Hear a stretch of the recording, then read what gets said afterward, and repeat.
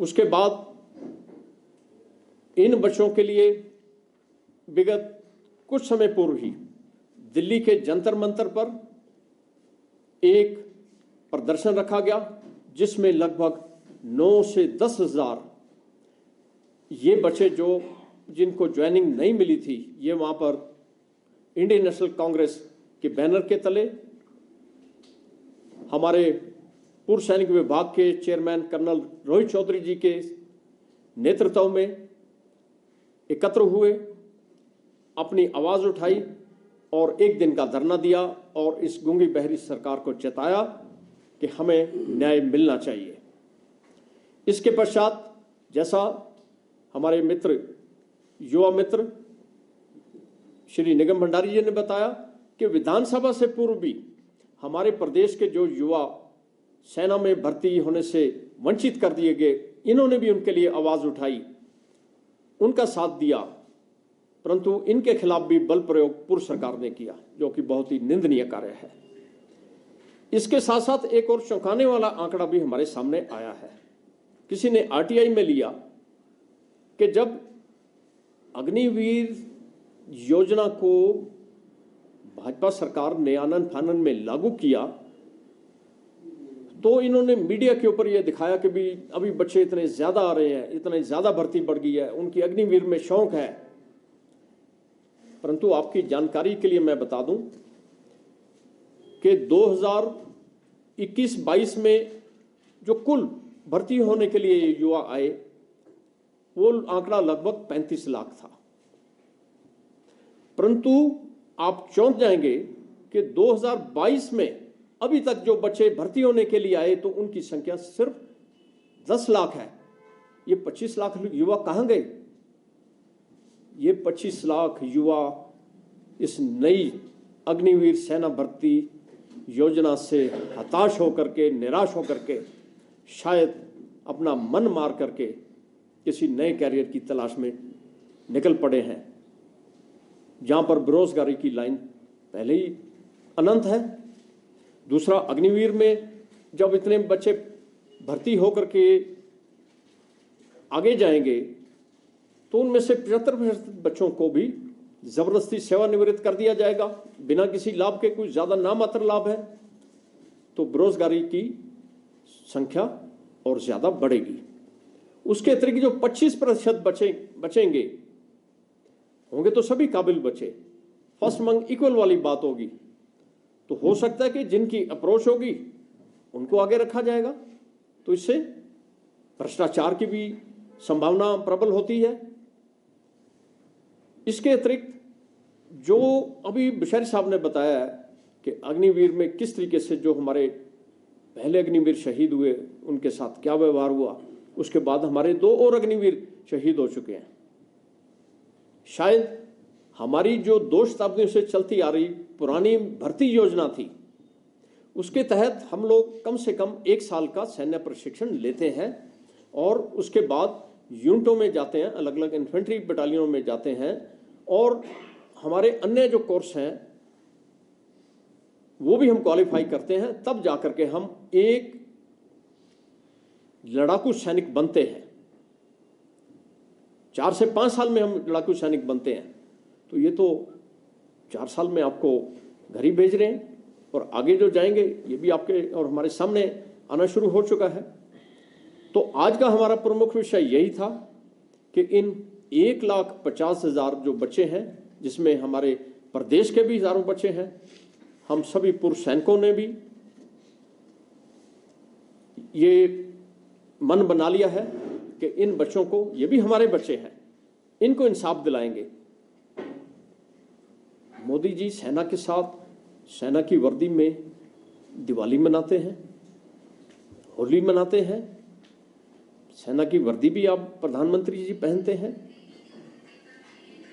परंतु जो आपके देश के युवा हैं, बच्चे हैं, वो सेना में जाना चाहते हैं, तो आप उनको इस तरीके से ट्रीट करते हैं। हमारा माननीय प्रधानमंत्री जी से निवेदन है कि इन 1,50,000 बच्चों को नियुक्ति दी जाए, इनके साथ न्याय किया जाए, और जिन बच्चों ने निराश होकर के आत्मघाती कदम उठा लिए हैं, उनके परिवारों को कम से कम 1-1 करोड़ रुपए का मुआवजा भी दिया जाए। हम इसकी भी मांग करते हैं। इसी जो आज का जो एक मुद्दा है प्रेस वार्ता का, अग्निवीर योजना, अग्निपथ योजना, आज से ठीक 10 साल पहले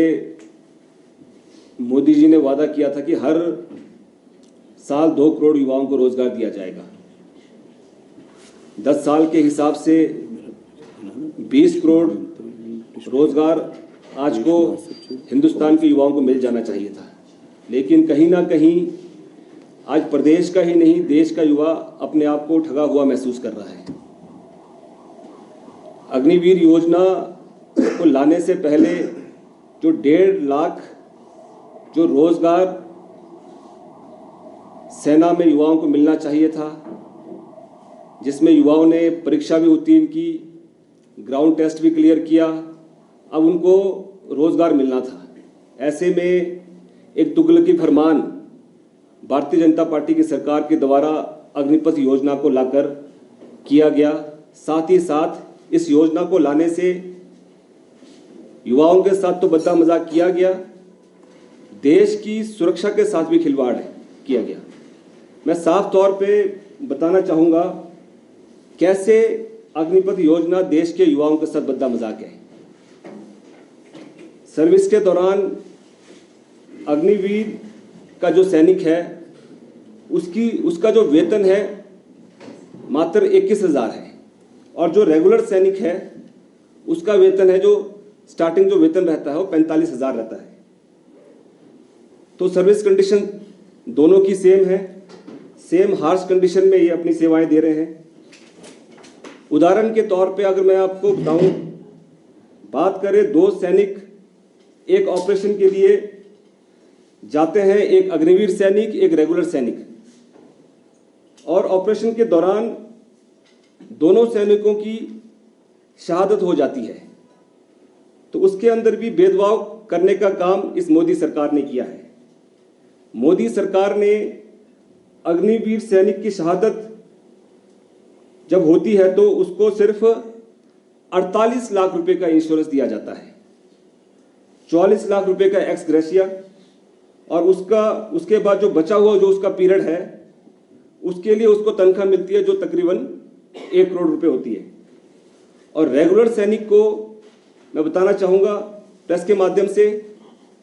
जहां अग्निवीर सैनिक को 48 लाख रुपए मिलते थे, वहां रेगुलर सैनिक को 75 लाख रुपए का इंश्योरेंस दिया जाता है, 55 लाख रुपए का एक्स ग्रेशिया दिया जाता है, उसके बाद ग्रेचुइटी दी जाती है। 15 साल की जो सर्विस लिमिट है, जो मिनिमम 15 साल की जो सर्विस लिमिट है, उसमें 15 साल का उनको तनख्वाह दिया जाता है, पूरी तनख्वाह मिलती है, पेंशन अलग से मिलता है, एक्स सर्विसमैन स्टेटस दिया जाता है, शहीद का दर्जा दिया जाता है रेगुलर सैनिक को, कैंटीन बेनिफिट उनको मिलता है, मेडिकल बेनिफिट उनको मिलता है, बच्चों के लिए अच्छी शिक्षा उनको मिलती है। जो एक एक्स सर्विसमैन बेनिफिट मिलते हैं वो तमाम बेनिफिट एक रेगुलर सैनिक को मिलता है। साथ ही साथ लेकिन अग्निवीर सैनिक अगर शहीद होता है तो उसको मात्र 1 करोड़ रुपए देकर उसके परिवार का मुंह बंद कर दिया जाता है, जो कहीं ना कहीं एक बद्दा मजाक देश के युवाओं के साथ है। ये एक शहादत के साथ बेइज्जती करने वाला काम है, जिसका कांग्रेस पार्टी, युवा कांग्रेस और पूर्व सैनिक विभाग पुरजोर इसका विरोध करती है। और इससे पहले भी जब ये अग्निवीर योजना प्रदेश और देश के अंदर लाई गई थी, युवा कांग्रेस के द्वारा हर जिला लेवल पर, हर विधानसभा लेवल पर धरने प्रदर्शन किए गए, और कहीं ना कहीं कांगड़ा के अंदर तो हमारे जिला अध्यक्ष समेत 5-6 युवा साथियों को 3 दिन के लिए उनको जेल में भी डाला गया। तो लगातार युवा कांग्रेस इस लड़ाई को लड़ रही है।